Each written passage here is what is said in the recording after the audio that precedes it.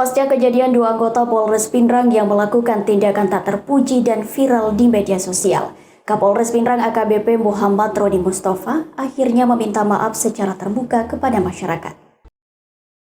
Pasca kejadian dua anggota Polres Pindrang yang melakukan tindakan tak terpuji dan viral di media sosial, Kapolres Pindrang AKBP Muhammad Roni Mustafa akhirnya meminta maaf secara terbuka kepada masyarakat. Permintaan maaf ini disampaikan langsung AKBP Muhammad Roni Mustafa di hadapan wartawan saat gelar press conference di halaman Mapolres Pindrang pada Sabtu 24 September 2022.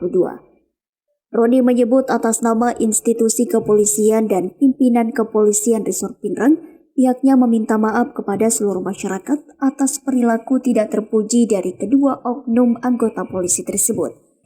Ia menyampaikan dari lubuk hati kami yang paling dalam, atas nama pribadi dan institusi kepolisian memohon maaf kepada masyarakat umum atas kejadian tersebut.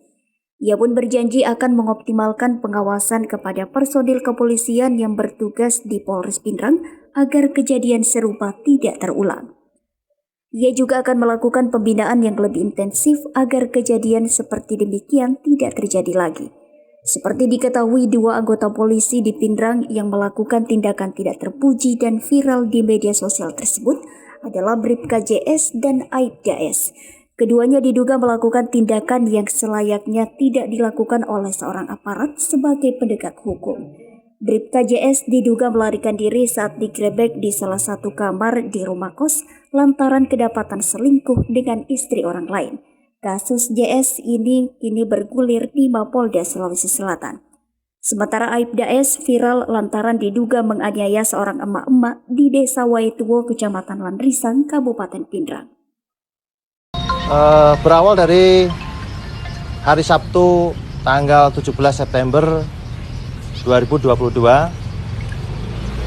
anggota kami menerima laporan bahwasanya ada tindakan yang tidak patut yang dilakukan oleh oknum kepolisian berinisial Aibda S. Jadi Aibda S ini berdinas di Pospol Landrisang, Polsek Madro Sompe, Polres Pindrang. Dengan ada kejadian tersebut, kami bertindak cepat untuk melakukan pengamanan Aibda S dan kita lakukan interogasi beserta saksi korban dan saksi-saksi yang lain. Kejadian ini terjadi pada hari Kamis tanggal 15 September 2022.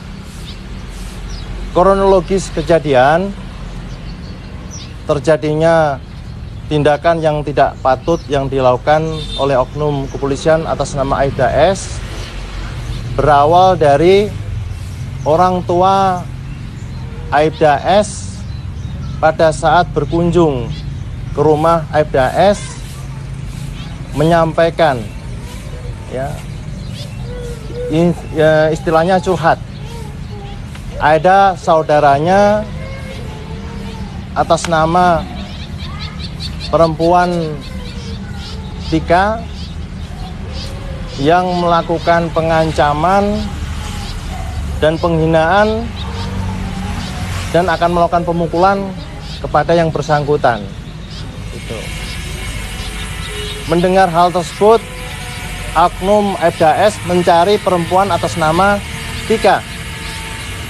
Maksud dan tujuan mencari ini menasihati, jangan mengganggu keluarga dia, jangan membawa-bawa nama dia. Namun pada saat dinasihati, perempuan atas nama Ika ini tidak mengakui perbuatan yang dilakukan, sehingga oknum polisi atas nama Aibda S marah gitu. Akhirnya terjadi penamparan, bukan pemukulan, penamparan. Tangan kanan memegang lehernya, tangan kiri melakukan penamparan. Dan di video terlihat tangan kanan memukul itu tidak dikenakan kepada korban, tapi dipukulkan ke tembok, ya, dipukulkan ke tembok. Dengan kejadian tersebut, kami memproses, mengamankan Aibda S, kita tempatkan di tempat khusus selama 15 hari, ya, selama 15 hari. Jadi perlu saya klarifikasi, kenapa hanya kita tempatkan khusus 15 hari dan akan kami kenakan tindakan sidang pelanggaran disiplin. Nah, jadi korban atas nama 3 membuat surat pernyataan. Di sini surat pernyataannya ada. Nah, ini surat pernyataan dari perempuan atas nama perempuan 3 untuk tidak menuntut secara hukum. Karena memang antara oknum kepolisian Aibda S dengan perempuan atas nama 3 ini masih ada hubungan keluarga. Ya.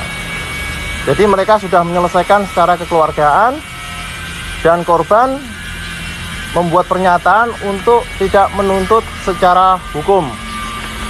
Selain dari korban membuat surat pernyataan untuk tidak menuntut secara hukum, surat perdamaian juga sudah dibuat kedua belah pihak, kedua belah keluarga. Diselesaikan secara keluargaan yang dituangkan dalam berita acara perdamaian. Gitu. Mungkin di luar kenapa Aibda S tidak diproses secara hukum, karena laporan polisi korban tidak ada. Ya, karena laporan polisi korban tidak ada dan mereka sudah menyelesaikan secara kekeluargaan. Namun demikian, sudah diselesaikan secara kekeluargaan, korban tidak menuntut secara hukum, oknum kepolisian atas nama Aibda S tetap kita proses, ya. Kita proses, kita tempatkan di tempat khusus selama 15 hari. Selanjutnya akan kita sidangkan sidang disiplin. Di situ sudah diatur dalam peraturan pemerintah nomor 2 tahun 2003 pasal 5. Ya.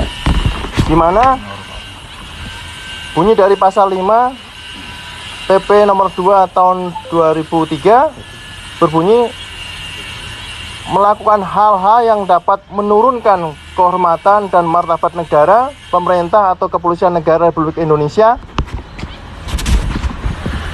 Jadi itu dasar kami untuk melakukan proses kepada Aibda S, walaupun permasalahan dengan korban sudah selesai, tapi yang bersangkutan menurunkan citra kepolisian, makanya kita proses. Dan ini pun amanah dari perintah dari pimpinan kita tertinggi Bapak Kapolri dan Bapak Kapolda Sulsel. Apabila ada pelanggaran anggota akan kita tindak, kita proses dengan tegas, sesuai dengan perilaku ataupun pelanggaran yang dilakukan, proporsional gitu. Dan yang bersangkutan melalui saya memohon maaf kepada institusi kepolisian dan masyarakat yang bersangkutan melakukan tindakan yang tidak patut, yang menurunkan citra kepolisian. Dan saya sebagai pimpinan, sebagai Kapolres Pindrang juga meminta maaf. Dan ini akan menjadi bahan introspeksi kami untuk lebih meningkatkan pengawasan dan pengendalian anggota dan pembinaan. Demikian rekan-rekan. Nah, yang selanjutnya ini yang korban ini apakah juga diproses? Dia kan ada pengancaman kepada orang tua oknum polisi? Mereka kan sudah diselesaikan secara kekeluargaan, gitu loh. Jadi oknum kepolisian juga mengakui kesalahannya. Dia sebagai anggota polisi tidak mencerminkan perbuatan sebagai polisi, dan dia mengaku khilaf, dan dia tidak menuntut kepada korban. Jadi sama-sama diselesaikan secara kekeluargaan. Dan ini kan ada isu juga terkait korban ini katanya sering mencuri di empangnya Pak Aibda S. apakah itu betul atau bagaimana? Itu lain cerita. Ada perempuan atas namanya Saka, bukan Eka, Saka, bukan. Ini karena ketersinggungan daripada oknum kepolisian, korban ini mengancam akan memukul orang tuanya atas nama perempuan Siti dan menghina. Maksud dan tujuan dari oknum polisi ini menasehati jangan mengganggu keluarganya atau mengancam orang tuanya. Namun pada saat dinasehati, korban ini tidak mengakui, akhirnya marah. Nah, itu. Berarti yang di video itu perempuan Saka atau Yang di video Eka, atas nama Eka. Jadi biar selesai dulu. Untuk penempatan khusus biar selesai dulu, baru nantinya kita sidangkan. Ya, kita sidangkan. Untuk keputusan nanti dari Dewan Sidang. Itu nanti hasil sidangnya dipublikasi jadi? Ya, bisa nanti kita sampaikan Ke publik ya? Jadi tolong rekan-rekan, ini sudah kami klarifikasi apa yang kami sampaikan sesuai dengan fakta dan kenyataan. Mudah-mudahan teman-teman ini bisa menyampaikan ke teman-teman pers yang saat ini tidak hadir informasi yang bisa dipercaya. Ya, ini yang saya sampaikan terakhir. Tidak kita kurangi, tidak kita tambahin. Dari Kabupaten Pindrang, Sulawesi Selatan, Erwin Parolai mengabarkan.